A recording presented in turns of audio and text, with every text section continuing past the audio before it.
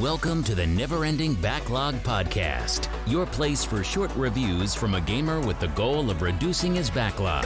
From adventures to sandboxes, join our host as we walk through a collection of unplayed treasures. Now, let's take a look at the featured game of this episode of the Never Ending Backlog. Hello everybody, welcome to the next episode of Never Ending Backlog. Today we will be reviewing Abyss Odyssey. So Abyss Odyssey was one of the main reasons I started this podcast. Not because I had an interest in playing it, but because whenever I'd switch my Steam game view to view the actual boxes to make the great cover art, I'd often see this game that I had no idea how or when it ended up in my library. Sure, I know I could dig into the Steam key transaction and see where it was and when it was added, but the fact of the matter is I had no idea why this game was even in my library. It made me realize that I really need to start looking at my purchases and learning more about the other games in my collection outside the dozen or so favorites I often turn to. Abyss Odyssey is the reason for the never-ending backlog, and whether it was good or not didn't really matter. It helped me appreciate a lot of great developers, make a few new connections so far, and learn a lot about my taste in gaming. So tangent aside, let's get started with Abyss Odyssey. What is it? According to Steam description, from indie Chilean developer Ace Team comes a new side-scrolling adventure game featuring a complex fighting engine and procedurally generated levels that destines its three warriors to battle a different abyss each time. The genre is action, adventure, indie, platformer. Apparently, for context, it does have adult content since I had to confirm my age settings, and I can verify this later on. The release date is 2014, so this is a 6-year-old game. The developer is Ace Team, developers of The Deadly Tower of Monsters, Xenoclash, and Rock of Ages.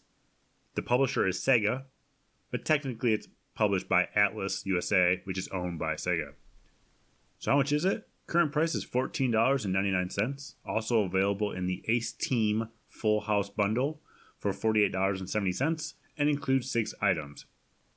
According to Is There Any Deal, historical low for this game is $2.86, found on the Indie Gala store, as I've also mentioned, and current best is far lower than Steam, with the Humble store selling it for $2.99 and 80% savings.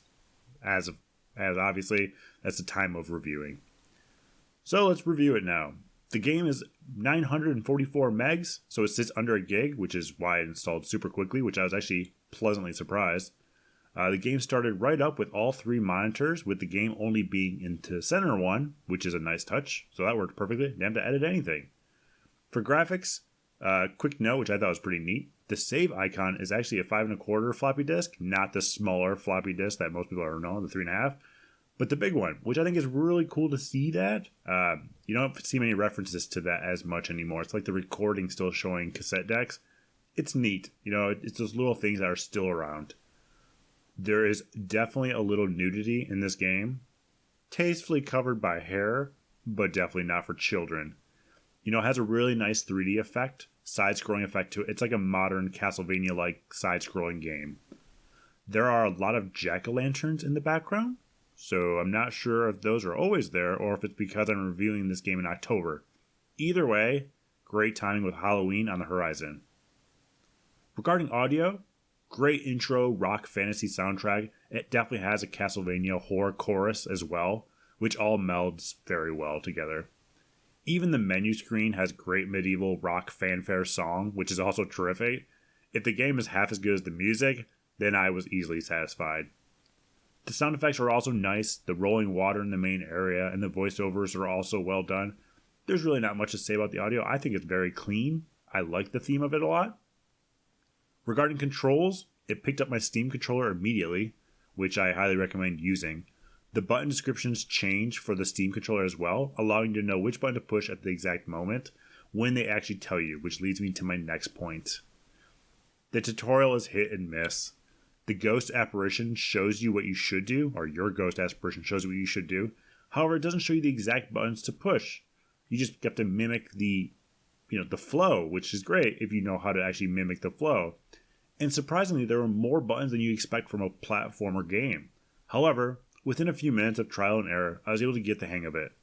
The nice thing is, though, the intro doesn't have health, or you can't really die, so you can fail an infinite amount of times until you get it right. So the intro does realize that, but there's definitely like a little help section that has like all these different key combos you can do, and it's a lot more daunting than you'd assume.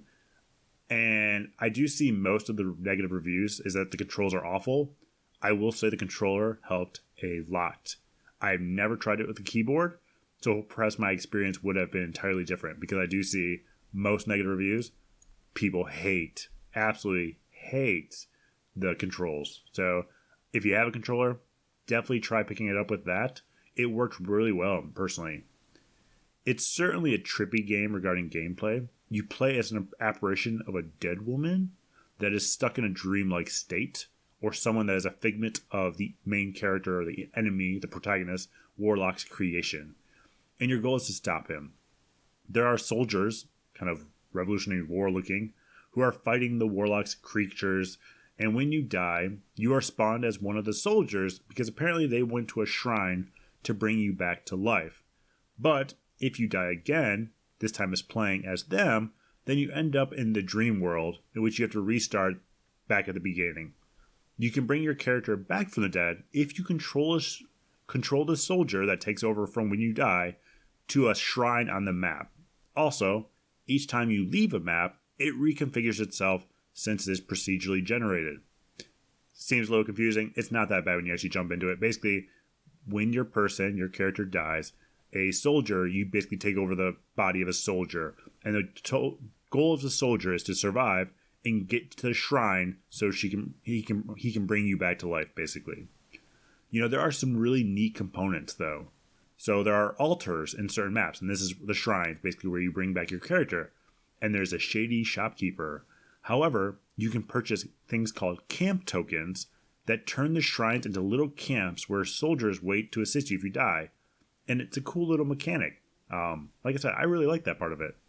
Difficulty is definitely a challenging game. When you enter each map, it says whether the map is going to be easy, medium, or hard, which is determined by the creatures you will be fighting.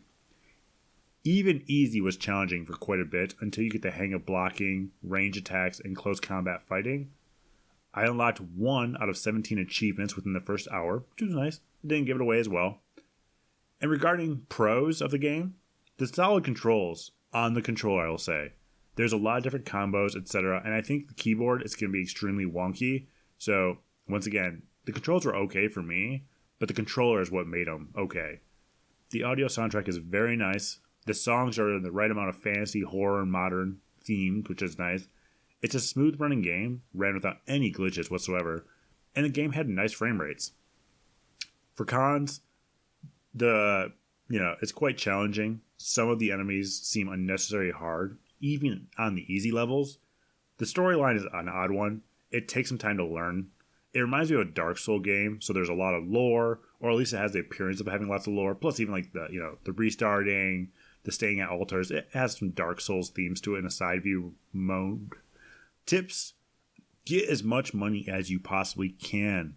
Upgrading your rapier, your sword, will do a great service to you, much more than you might think. Also, the shopkeeper is a tank. But then again, look at the gear he is selling. When you have the choice to buy from the shopkeeper down, not the shopkeeper in the main base, but the shopkeeper further down by the altars, you have the option to attack him and try to take his stuff.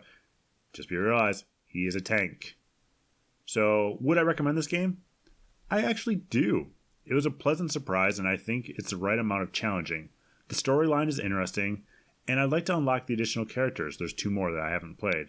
Plus, it shows that it has multiplayer, so that would be really cool to try out. I think it's like a LAN-based or maybe internet-based. And bonus is I actually realized my wife had this game too, which likely means I bought it. It came in multiple bundles over the years, or I bought a co-op pack, so I can easily get her to try it out with me. So that's a win in my book.